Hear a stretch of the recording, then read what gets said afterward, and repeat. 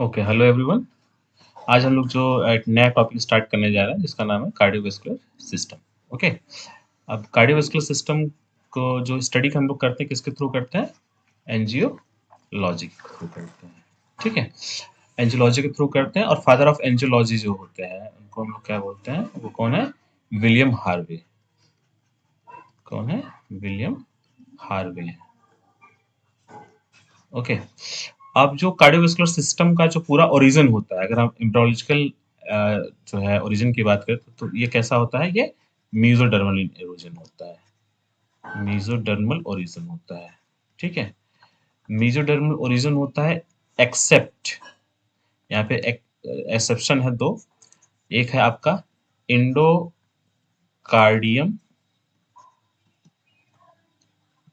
Endocardium, और दूसरा है आपका इंडोथीलियम। ठीक है, अब ये जो इंडोकार्डियम है ये कहाँ प्रेजेंट होता है? ये हार्ट में प्रेजेंट होता है। और इंडोथीलियम सबको पता है कहाँ है? ये ब्लड वेसल्स में प्रेजेंट होता है। ओके, तो अगर हम बात करेंगे सर्कुलेटरी सिस्टम होता क्या है, बेसिकली यहाँ का जो सेंटर होता है सर्कुलेटरी सिस्टम का सेंटर वाला पार्ट जिसको हम लोग बोलते हैं वो कहलाता है हार्ट। ठीक है, और हार्ट है, और ह्यूमन हार्ट क्या होता है? 4 चेम्बर में डिवाइडेड होता है। राइट एट्रियम, राइट वेंट्रिकल, जैसे ये ऊपर का पार्ट हो गया राइट एट्रियम, नीचे राइट वेंट्रिकल, यहाँ पे हो गया लेफ्ट एट्रियम, और नीचे क्या हो गया आपका? लेफ्ट वेंट्रिकल हो गया। ओके, अब अगर हम देखें कि दो तरीके से यहाँ पे कलरफुल दिखाए गए हैं आपको, दो कलर में सारा का सारा सर्कुलेटरी सिस्टम। एक है आपका ब्लू कलर में जिसको हम लोग क्या बोलते हैं? ऑक्सीजनेटेड ब्लड बोलते हैं। और एक है आपका रेड ब्लड, रेड में जिसको हम लोग क्या बोलते हैं? ऑक्सीजनेटेड। तो ऑक्सीजनेटेड का मतलब है जहाँ पे ऑक्सीजन की मात्रा क्या है? ज्यादा है, जहाँ पे concentration of oxygen is high. और डीऑक्सीजनेटेड में जहाँ पे oxygen concentration is low, that is यहाँ पर CO2 का जो कंसंट्रेशन है वो क्या है? हाई है। ओके, अब यहाँ अगर हम देखें जैसे नंबर 1 ये लिखा हुआ है कि लेफ्ट सॉरी राइट वेंट्रिकल से जो है पंप किया जाता है डीऑक्सीजनेटेड ब्लड को, और ये कहाँ से आता है? पल्मोनरी आर्टरी के थ्रू। पहले राइट पल्मोनरी आर्टरी में और फिर लेफ्ट पल्मोनरी आर्टरी के थ्रू कहाँ जाता है? लंग्स में जाता है। और लंग्स में जो कैपिलरीज प्रेजेंट होते हैं वहां पर एक्सचेंज ऑफ गैसेज होते हैं। ठीक है, एक्सचेंज ऑफ गैसेज होते हैं। तो ये जो एक्सचेंज ऑफ गैसेस है ये क्या कौन सा एक्सचेंज होता है? यानी यहाँ पे डीऑक्सीजनेटेड का जो CO2 है वो एक्सचेंज हो जाता है किसके थ्रू? ऑक्सीजन के थ्रू। तो जैसे ही कैपिलरी से बाहर निकलता है तो कौन सा ब्लड निकलेगा? ऑक्सीजनेटेड ब्लड निकलेगा। और वो ऑक्सीजनेटेड जो ब्लड होता है वो पल्मोनरी वेन वेन के थ्रू कहाँ पहुंचता है? आपके लेफ्ट आर्टरी में पहुंचता है। लेफ्ट आर्टरियम से ये सीधा कहाँ पहुंचता है? लेफ्ट वेंट्रिकल में पहुंचता है। ठीक है, और लेफ्ट वेंट्रिकल के थ्रू ये क्या करता है? अरोटा के थ्रू होल बॉडी में यानी होल सिस्टम में ये क्या होता है? इसको सप्लाई किया जाता है। जब सप्लाई किया जाता है तो सबसे जो स्मॉलेस्ट वेसल्स होते हैं जिसको हम लोग क्या बोलते हैं? कैपिलरीज बोलते हैं। ठीक है, तो ये कैपिलरीज में जाके फिर से क्या होता है? ऑक्सीजन टिश्यू और सेल्स को दे देता है और वहां से डीऑक्सीजनेटेड ब्लड को फिर से कैरी करता है, और कैरी करके फिर से क्या करता है? राइट एट्रियम में हार्ट के छोड़ देता है। और फिर वो राइट एट्रियम से फिर कहाँ जाता है? वो राइट वेंट्रिकल में, और फिर वो फिर से कहाँ जाता है? आपके पल्मोनरी आर्टरी के थ्रू लंग्स में। ठीक है, तो इस पूरे प्रोसेस को जो आपका ऑक्सीजनेटेड ब्लड डीऑक्सीजनेटेड में कन्वर्ट हो रहा है, डीऑक्सीजनेटेड ऑक्सीजनेटेड में ब्लड कन्वर्ट हो रहा है, इसे पूरे प्रोसेस को पूरे सिस्टम को हम लोग क्या बोलते हैं? कार्डियोवैस्कुलर सिस्टम बोलते हैं। ठीक है, तो अगर हम देखें हार्ट की बात करें तो हार्ट की स्थिति अगर देखें कि वो स्टेबल या सिचुएटेड कहाँ होता है तो वो बेसिकली सिचुएटेड होता है आपका मीडिया स्टेनम में। अब मीडिया स्टेनम क्या है? मीडिया स्टेनम वो पार्ट होता है जो दो लंग्स के बीच में प्रेजेंट होता है। ये एक लंग्स ये हो गया, दूसरा ये लंग्स में बीच में प्रेजेंट होता है, और डायफ्रेम के ऊपर क्या है? ये स्थित होता है। तो यहाँ पर अगर हम देखें ये हार्ट है तो ये कहाँ पे प्रेजेंट है? आपका डायफ्रेगम इंटरकोस्टल जो मसल्स होते हैं वहां पे प्रेजेंट है। इसके अलावा जो दो लंग्स है वहां पे, और थोरेसिक कैविटी में सेंटर में प्रेजेंट होता है। ठीक है, अब इसका जो हार्ट का जो आउटर कवरिंग होता है, जो आउटर लेयर है जिसके जिसको जो एक प्रोटेक्टिव लेयर बनाता है, उस पार्ट को हम लोग क्या बोलते हैं? पेरिकार्डियम बोलते हैं। ठीक है, अब ये जो पेरिकार्डियम है, ये जो हल्का सा आपका ट्रांसपेरेंट चीज दिख रही है, लेयर दिख रहा है, इसको हम लोग क्या बोलते हैं? पेरिकार्डियम बोलते हैं। पेरिकार्डियम को हम लोग बेसिकली दो पार्ट में डिवाइड करते हैं, आउटर फाइब्रस पेरिकार्डियम और इनर जो है सेरस पेरिकार्डियम। अब जो आउटर फाइब्रस पेरिकार्डियम है ये कैसा होता है, ये टफ होता है, ठीक है, ये टफ होता है। इसके अलावा ये जो होता है आपका इनइलास्टिक होता है, इनइलास्टिक और अन इलास्टिक होता है। इसके अलावा जो इसका जो कनेक्टिव टिश्यू होता है वो इरेगुलर होता है, डेंस भी होता है और इरेगुलर कनेक्टिव टिश्यू प्रेजेंट होता है। तो एक तरह से हम देखें तो ये तीन जो है प्रॉपर्टीज यहाँ पर फाइब्रस पेरिकार्डियम के होते हैं। ये टफ होता है नेचर में, अनइलास्टिक होता है या इनइलास्टिक होता है, और इरेगुलर डेंस कनेक्टिव टिश्यू के थ्रू ये बनता है। चूंकि कनेक्टिव टिश्यू है तो यहाँ पे ब्लड सप्लाई होता है। तो ब्लड सप्लाई जो होता है, चूंकि ये ओपन एंडेड होता है, that's why blood vessels are entering and living this heart. तो इसी के थ्रू क्या होता है, हार्ट में ब्लड वेसल्स आते हैं और जाते हैं। जो इनर पार्ट होता है उसको हम लोग क्या बोलते हैं, सेरम पेरिकार्डियम। अब सेरम जो सेरस जो पेरिकार्डियम होता है ये भी क्या होता है, ये अब देखिए जैसे यहाँ पे टफ था तो ये क्या होता है, थिन होता है और डायलेटेड होता है। थिन होता है, डेलिकेटेड होता है, ठीक है, और डबल लेयर्ड होता है।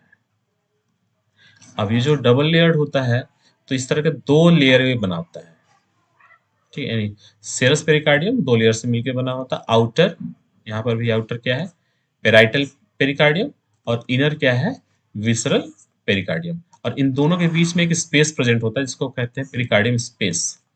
इसको हम लोग क्या बोलते हैं, पेरिकार्डियम स्पेस, ठीक है। अब ये जो पेरिकार्डियम स्पेस है और ये जो दोनों पेरिकार्डियम सेल्स हैं, मतलब एक पेराइटल पेरिकार्डियम और विसरल, ये दोनों क्या करते हैं, यहाँ पे फ्लूइड्स देते हैं, मतलब सिक्रीट करते हैं फ्लूइड्स। तो उस फ्लूइड्स को हम लोग क्या बोलते हैं, पेरिकार्डियल फ्लूइड्स बोलते हैं।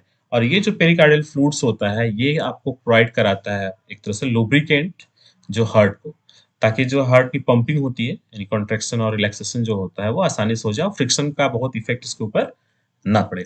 तो आउटर अगर हम लेयर देखें, पेराइटल जो पेरिकार्डियम है यानी आउटर पेराइटल पेरिकार्डियम जो होता है, ये फाइब्रस जो पेरिकार्डियम है इसके साथ क्या होता है, ये फ्यूज्ड होता है, ठीक है, ये इसके साथ फ्यूज्ड होता है। और विसरल पेरिकार्डियम हमने बताया ये क्या करता है, एक तरह से लुब्रिकेटिव कवरिंग होती है, मतलब जो पेरिकार्डियल फ्लूइड्स होता है यहाँ से लगातार सेल्स क्या फ्लूइड्स दे रहे हैं, तो वो लुब्रिकेटिव जो है एक तरह से प्रोवाइड करता है जो पेरिकार्डियल फ्लूइड्स कहलाता है, ठीक है। और इसी अब अगर हम लेयर की बात करें, ये तो आउटर कवरिंग हो गया। अगर हार्ट की लेयर की बात करें तो हार्ट का जो लेयर, अब देखिए इसके चारों तरफ एक आउटर कवरिंग था जिसको हम लोग क्या बोले, पेरिकार्डियम बोले, जो ट्रांसपेरेंट था, ठीक। अब ये जो हार्ट है, हार्ट जो है थ्री पार्ट से मिलकर बना होता है। आउटर सबसे लेयर क्या कहलाता है, एपिकार्डियम, जो आपका बीच वाला पार्ट है वो क्या कहलाता है, मायोकार्डियम, और सबसे लास्ट वाला पार्ट क्या कहलाता है, इंडोकार्डियम। तो यहाँ पर अगर आप लोग देखें जो विसरल पेरिकार्डियम होता है इसको समटाइम हम लोग क्या बोलते हैं, एपिकार्डियम भी बोलते हैं, ठीक है, एपिकार्डियम भी बोलते हैं। तो एपिकार्डियम इट मींस क्या है, ये बेसिकली दो लेयर से मिलकर बना होता है। अगर हम थोड़ा सा डिटेल देखें तो यहाँ पे ये दो लेयर से मिलकर बना होता है। एक को हम लोग बोलते हैं विसरल पेरिकार्डियम, और दूसरा एक यहाँ पे कनेक्टिव टिश्यू प्रेजेंट होता है, ठीक है, लूज कनेक्टिव टिश्यू प्रेजेंट होता है। तो एपिकार्डियम दो चीजों से मिलकर बना होता है, विसरल पेरिकार्डियम और लूज कनेक्टिव टिश्यू से मिलकर बना होता है। और ये जो लूज कनेक्टिव टिश्यू होते हैं ना, यहाँ पे दो तरीके का जो है, मेनली दो तरीके का स्ट्रक्चर पाया जाता है, यानी दो तरीके का कनेक्टिव टिश्यू प्रेजेंट होता है। एक को हम लोग बोलते हैं फाइब्रोइलास्टिन, फाइब्रोइलास्टिन, और दूसरे को हम लोग क्या बोलते हैं, एडिपोज टिश्यू, एडिपोज टिश्यू। तो जो आउटर वाला पार्ट है वो तो विसरल पेरिकार्डियम का पार्ट है, और जो इनर वाला पार्ट है वो लूज कनेक्टिव टिश्यू का पार्ट होता है। और लूज कनेक्टिव टिश्यू ये क्या करता है, ये आपके मायोकार्डियम से जुड़े हुए होते हैं। अब मायोकार्डियम की अगर हम लोग बात करें तो ये पूरा स्ट्रक्चर बड़ा वाला सा दिख रहा है, ये वाला यहाँ से यहाँ तक का, ये क्या है, पूरा आपका मायोकार्डियम। तो 90% पार्ट जो होता है हार्ट मसल्स का या हार्ट का, वो किससे मिलकर बना होता है, आपके मायोकार्डियम से मिलकर बना होता है, ठीक है। तो मायो का मतलब यहाँ पे क्या होता है, मसल से होता है। तो हार्ट का जो पूरा मसल है वो कौन सा है, मायोकार्डियम से मिलकर बना होता है। अभी जो मसल्स है मायोकार्डियल का, ठीक है, ये बेसिकली क्या होता है, ये आपस में इंटरकलेट होते हैं, मतलब आपस में जुड़े हुए होते हैं, फाइबर्स हैं तो आपस में जुड़े हुए होते हैं इंटरकलेटेड डिस्क के थ्रू। किसके थ्रू जुड़े होते हैं? इंटरकलेटेड डिस्क के थ्रू जुड़े होते हैं। तो एक आयन दूसरे दूसरे सेल के आयंस में क्या होते हैं, इजिली आते जाते हैं। तो वहां पे क्या प्रेजेंट होता है? आपका गैप जंक्शन प्रेजेंट होता है। तो हमेशा याद रखना है, जो मायोकार्डियम होता है वहां पे गैप गैप जंक्शन प्रेजेंट होता है, जिसके थ्रू जो है आयंस आते जाते रहते हैं। और जो ये मसल फाइबर है, ये जो एक्ट करता है कार्डियक स्केलेटन, मतलब जो हमारा हार्ट है, हार्ट किस शेप में रहेगा ये कौन डिसाइड करता है? आपका मायोकार्डियम डिसाइड करता है। ठीक है। अब जो मायोकार्डियल फाइबर्स होते हैं, तो ये एक तरह से हार्ट के चारों तरफ बंडल्स बनाते हैं। ठीक है। ये जो पूरा मायोकार्डियम है, अगर हम देखें इसको, तो एक तरह का ये क्या है, पूरा का पूरा एक चैम्बर है, जिससे क्या करता है ये, जैसे यहाँ पर अगर हम देखें तो एक्चुअली जो पंपिंग हो रही है वो यहीं होती है। तो ये जो सेल्स है ना मायोकार्डियल्स का, मायोकार्डियल जो पूरा स्ट्रक्चर है, यही पंपिंग में क्या करता है? पार्टिसिपेट करता है। तो हमेशा याद रखना है ये कैसा होता है, ये पंपिंग में पार्टिसिपेट करता है। ये थिकेस्ट, मतलब हार्ट का ये सबसे क्या है, थिकेस्ट पार्ट होता है। और थिकेस्ट के अलावा ये क्या होता है? इनवॉलेंट्री होता है, इनवॉलेंट्री होता है। ठीक है। अच्छा, ये जो मसल सेल्स होते हैं, जैसे कहता है हार्ट कभी थकता नहीं है, तो ये फैटिक नहीं होते हैं, डज नॉट फैटिक। तो क्यों नहीं हो रहे हैं? क्योंकि यहाँ पर क्या होता है, प्रोलॉन्ग एक्टिविटी चलती है, प्रोलॉन्ग एक्टिविटी चलती है। वो अभी हम लोग देखेंगे एक्शन पोटेंशियल जो कैल्शियम आयन होता है वो प्रोलॉन्ग एक्टिविटी को कैसे प्रोवाइड कराता है। इसके अलावा जो ना थकने की वजह क्या है, एक तो prolong activity of calcium ions का है, सॉरी। इसके अलावा क्या है आपका, लैक्टिक एसिड, लैक्टिक एसिड यहाँ पे क्या होता है, प्रेजेंट होता है। ठीक है। तो एक चीज तो आप लोग को समझ में आ गया, मायोकार्डियम मोस्ट इंपॉर्टेंट है। मेनली जो हार्ट्स का स्ट्रक्चर है वो किसके थ्रू दिखता है हमको, मायोकार्डियम के थ्रू ही दिखता है। इंटरकलेटिंग डिस्क यहाँ प्रेजेंट होता है, गैप जंक्शन प्रेजेंट होता है, सबसे थिकेस्ट है, इनवॉलेंट्री है। जो हार्ट मस्कुलर जो कॉन्ट्रेक्शंस होता है ये हार्ट चैम्बर्स का, वो किसके थ्रू होता है? ये मायोकार्डियम के थ्रू होता है। ठीक है। तो इस तरह से हम देखें तो मायोकार्डियम क्या है, मेन फंक्शन जो है प्रोवाइड कराता है हार्ट को। अब तीसरा क्या है, तीसरा है आपका इंडोकार्डियम। तो जो तीसरा इंडोकार्डियम है ये सबसे सबसे इनर मोस्ट पार्ट है ये। तो सबसे इनर मोस्ट पार्ट कौन सा है? आपका इंडोकार्डियम है। ये कैसा होता है? थिनेस्ट होता है। तो सबसे थिकेस्ट कौन सा है? मायोकार्डियम। सबसे थिनेस्ट कौन सा? इंडोकार्डियम है। और मिडिल में कौन प्रेजेंट है? आपका एपिकार्डियम। ठीक है। अब ये जो होता है इंडोकार्डियम जो होता है, ये बना होता है आपका इंडोथीलियम स्क्वाइमस सेल से मिलकर बना होता है। तो कैसे बना होता है? इंडोथीलियम स्क्वाइमस सेल से मिलकर बना होता है। ठीक है। लूज कनेक्टिव टिश्यू ये भी होता है, लूज कनेक्टिव टिश्यू होता है। और सबसे बड़ी बात कि जो चेम्बर का जो हार्ट, जो चेम्बर की जो स्मूथनेस है, ठीक है, जो ये हार्ट चेम्बर्स का जो स्मूथनेस यानी जो ये आउटर आउटर जो लेयर प्रेजेंट है, ये कौन प्रोवाइड कराता है? आपका इंडोकार्डियम प्रोवाइड कराता है। इसके अलावा जो वॉल्व है, अभी हम लोग पढ़ेंगे जो वॉल्व है, तो वॉल्व यहाँ पे है, ये ट्राइकास्पिड है, ये बाइकास्पिड है। तो ये जो वॉल की जो लेयरिंग होती है, यानी आउटर जो इनर सबसे लेयरिंग होती है, वो किससे बन के बनी होती है? इसी स्मूथ लिग्निन के थ्रू मिलता है, जो पार्ट होता है किसका? इंडोकार्डियम का होता है। अभी तक के लिए थैंक यू। अभी हम नेक्स्ट जो है चैप्टर आगे जो है पढ़ते हैं।